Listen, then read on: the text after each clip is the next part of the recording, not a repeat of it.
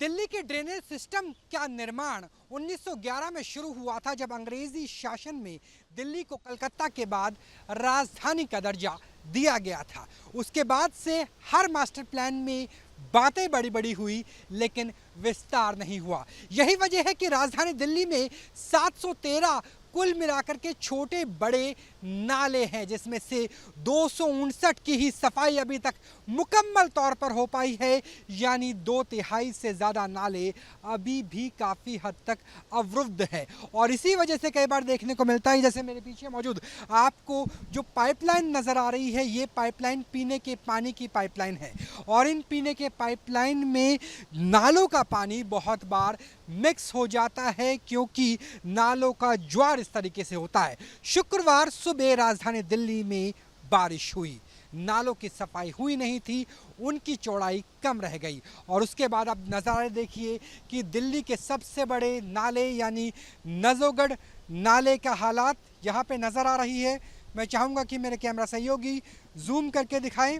और ये नाला ऐसा लग रहा है, इसकी तीव्रता ऐसे लग रही है जैसे ये कोई पहाड़ी उफनती नदी हो। तो सोचिए, जब नाले साफ नहीं हो पाएंगे तो उसके बाद की स्थिति कैसे होगी। और ये नजोगढ़ नाले और उसके साथ छोटे नाले का संगम है, और ये संगम ऐसा लग रहा है जैसे कोई पहाड़ी नदी हो। तो सोचिए कि पहली हल्की बारिश के बाद ही राजधानी दिल्ली के नाले उफान पर हैं। तो जब पिछली साल की तरह से मॉनसून की प्रलयंकारी बारिश होगी तो इसके हालात कैसे होंगे।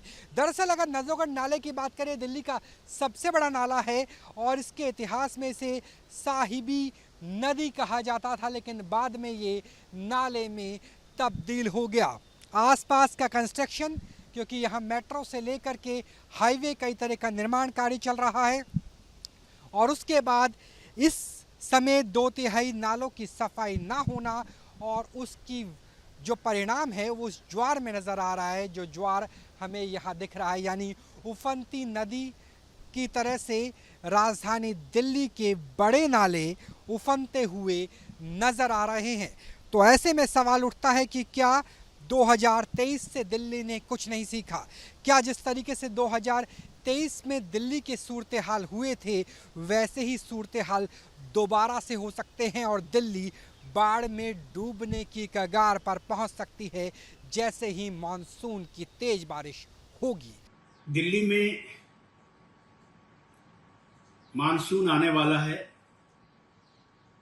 प्रतिवर्ष की तरह इस वर्ष भी दिल्ली जलमग्न होगी, क्योंकि दिल्ली की भौगोलिक स्थिति ही ऐसी है जो अंतः महाद्वीपी है, अंतः भूमि है। मुंबई, कोलकाता, अन्य शहरों के जो तटीय शहर हैं, वहां पर जल निकास की सुविधा आसान होता है और वर्षा का जल आसानी से बह करके समुद्र में चला जाता है। या जो पठारी क्षेत्र है, जहां पे ढाल है, वहां का पानी आसानी से बह करके नीचे चला जाता है। दिल्ली और एनसीआर का जो क्षेत्र है, इस समुद्र तट से बहुत दूर है और विशुद्ध रूप से मैदानी भाग में है। खास करके कुछ दक्षिणी दिल्ली जो अरावली का पोर्शन, उसको छोड़ दिया जाए तो पूर्वी दिल्ली, उत्तर दिल्ली, मध्य दिल्ली का जो क्षेत्र है, ये प्रतिवर्ष जलमग्न होता है। जहां तक प्रश्न है नालों की सफाई, 50% नालों की भी सफाई भी अभी तक नहीं हो पाई है। जून का महीना बीतने वाला है, 29-30 जून के आसपास मानसून आ जाएगा। इस प्रकार फिर सड़कों पर, गलियों में जलमग्न स्थिति देखने को मिलेगी।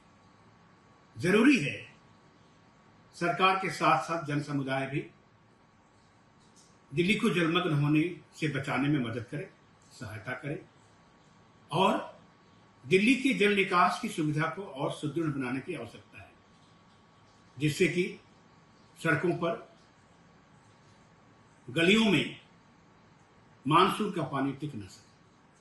कैमरा सहयोगी सिद्धार्थ गुप्ता के साथ राहुल डबास, नजोगढ़ नाला, दिल्ली।